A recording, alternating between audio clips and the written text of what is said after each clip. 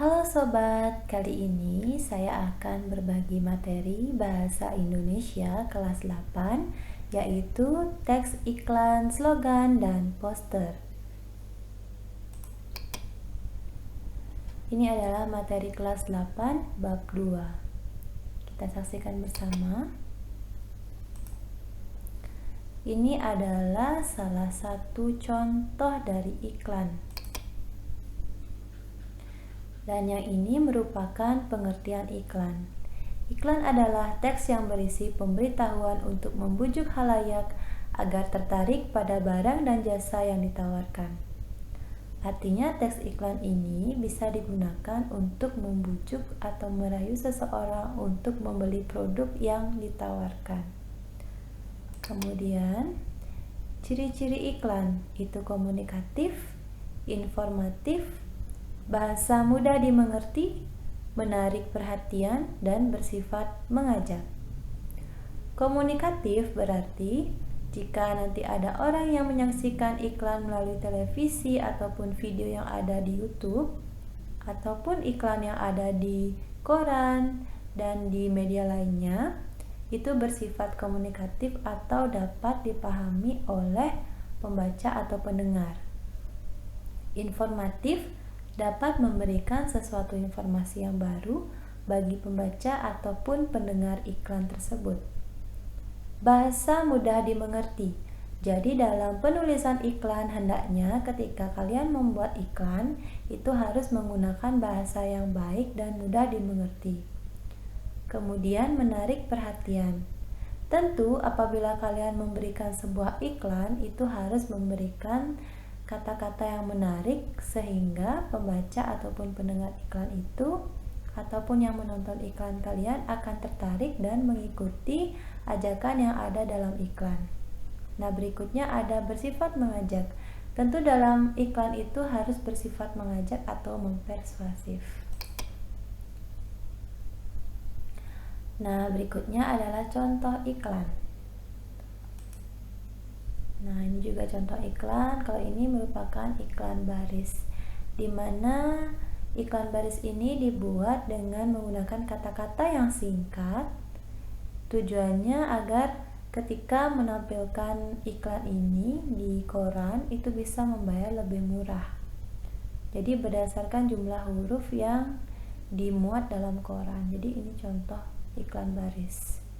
Ini yang pertama, dan yang di bawahnya ini yang kedua. Walaupun singkat, tentu harus dipahami juga oleh pembaca ataupun pendengar iklan. Nah, berikutnya adalah slogan. Ada yang mengatakan slogan itu adalah moto ataupun pegangan yang bisa digunakan untuk kehidupan sehari-hari. Betul sekali kalau slogan itu merupakan moto. Jadi kekuatan dalam slogan ini adalah kata-katanya. Berikut adalah pengertian slogan. Slogan adalah moto yang dipakai dalam berbagai konteks sebagai suatu pegangan hidup atau prinsip utama suatu usaha atau organisasi. Misal, kalau kalian sebagai seorang siswi ataupun siswa, jadi kalau menjadi siswa, menjadi seorang pelajar itu harus memiliki moto untuk semangat belajar. Ketika kalian pergi ke sebuah perpustakaan, pasti menemukan tulisan rajin pangkal pandai gitu misalkan. Nah, itu merupakan contoh slogan ataupun moto yang bisa digunakan untuk pegangan atau motivasi kalian untuk belajar. Ciri-ciri slogan yaitu menggunakan bahasa yang menarik dan mudah diingat, bisa berupa moto atau semboyan. Contoh-contohnya yaitu sebagai berikut. Yang pertama, hargai tubuhmu dengan melakukan pola hidup sehat. Yang kedua, sekolah bersih tempatnya orang hebat. Yang ketiga, pendidikan adalah harapan untuk kehidupan yang baik. Nah, ini adalah contoh dari slogan. Silakan baca. Dengan membaca kita dapat mengelilingi dunia. Kemudian ini juga. Dan berikutnya ada poster. Poster adalah plakat yang dipasang di tempat umum berupa pengumuman atau iklan. Nah, biasanya selain menggunakan kekuatan kata-kata, dalam poster itu identik dengan ciri khas yaitu adanya karikatur yang dibuat atau gambar yang merupakan ilustrasi dari kata-kata yang ditulis dalam poster. Berikut adalah ciri-ciri poster. Yang pertama, pengaplikasiannya bisa dengan ditempel di dinding, tempat umum, atau permukaan datar.